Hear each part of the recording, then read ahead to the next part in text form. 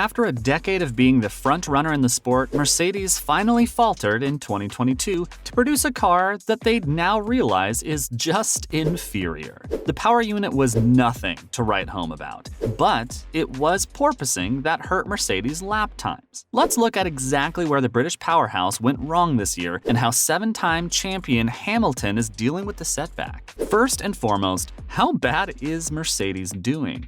The answer to that question depends completely on outlook and expectation. The team is currently third in the Constructors' Championship, some 40 points behind Ferrari. They've produced some solid performances across the season and have had someone on the podium or the top 5 with relative consistency. For many, that's a sudden fall from grace compared to the absolute domination Mercedes-AMG had in the turbo hybrid era. The problems have been obvious since the start, especially the extreme porpoising the car experienced at high speeds at the start of the season. Not only was this detrimental to the car's straight-line performance, but it was also exceptionally hard on the drivers' bodies. Being forced to play catch-up with their car opened up the gap between Red Bull and their previous competitors, with Hamilton often being seen astounded at the sheer difference in lap times between him and Verstappen. Building up gaps of over a second during a single lap is something Lewis is used to doing to his competitors, not the other way around. The team hasn't won a single race yet this season, but got both drivers on the podium twice so far. Next up, the back-breaking porpoising. Mercedes was not the only team bouncing down the straight when the season opened, but theirs was one of the bouncier cars during preseason testing. At lights out during the first race, the car was still bouncing, and it only got worse after the first few races. Teams seemed to make progress on their cars, especially Red Bull and Ferrari, who immediately separated from the pack, but Mercedes still struggled to get the car under control. A third of the way into the season, the team had to stop scrambling to find upgrades that merely bandage the wound and consider that there might be a much larger issue with the car's core concept. The new regulation in 2022 completely changed the aerodynamics of F1 cars, which meant a complete overhaul of body design. It became clear that there were 3 dominant approaches to the side pod design. The Mercedes had taken a completely different approach to Red Bull and Ferrari. They stripped them down to what has been dubbed the zero pod design, which left little to hold the floor down, which increased bouncing, which made the team reduce the floor size, which caused them downforce, which cost them speed, and so on. Do you see the problem? Now for when we all thought Mercedes was turning it around. Despite the issues with the car's aerodynamics, there was still much to appreciate within the Mercedes team that got overshadowed by the weight of high expectations. The car was reliable, and rarely ever did Hamilton or Russell have to retire compared to the blisteringly quick but non-trustworthy Ferrari.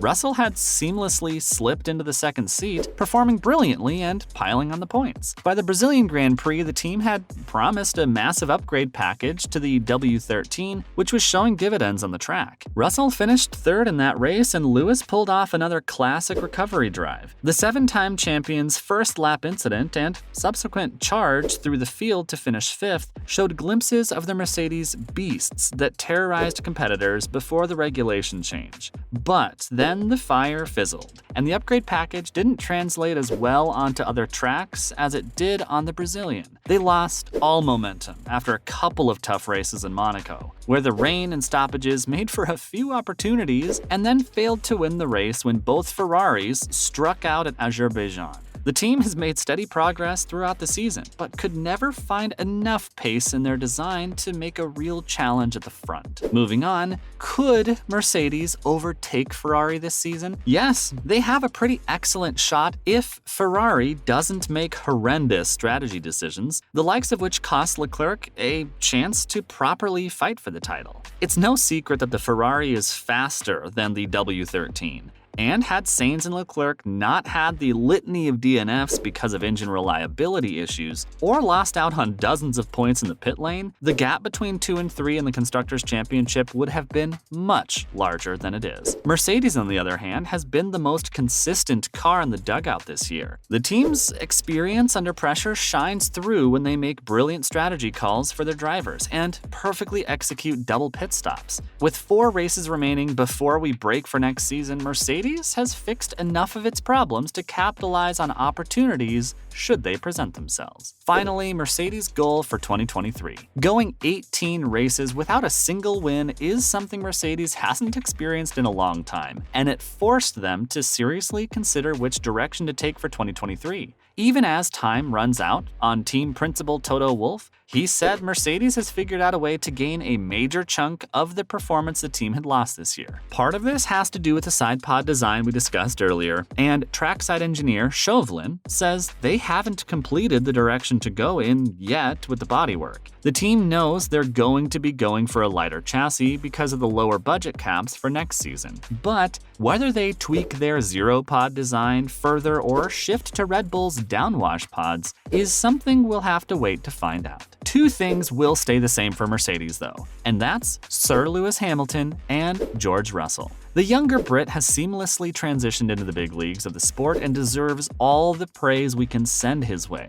But Hamilton has taken an extremely refreshing role in the Mercedes team. Let's look at how the 7-time champion has dealt with the season's adversity. Mercedes hail Hamilton's work ethic despite the difficult 2022. Starting with Hamilton's reaction to falling behind, we can only imagine how tough it can be for an athlete of Hamilton's caliber to go from winning the World Championship in 4 out of the previous 5 years to being over a second behind his rival Max Verstappen. Everyone was expecting Lewis to pout at the entire situation, at least a little, because of the ease he had won in the superior Mercedes car previously. Even team principal Toto Wolff seemed to fear offending Lewis with the subpar machinery. He repeatedly apologized over the intercom after each race where Lewis underperformed. But this was also to keep the team's star from taking the losses too much at heart. It seems everyone was worried for nothing though, because Hamilton has acquitted himself to the current challenge with an enthusiasm most didn't think was possible. Don't get us wrong,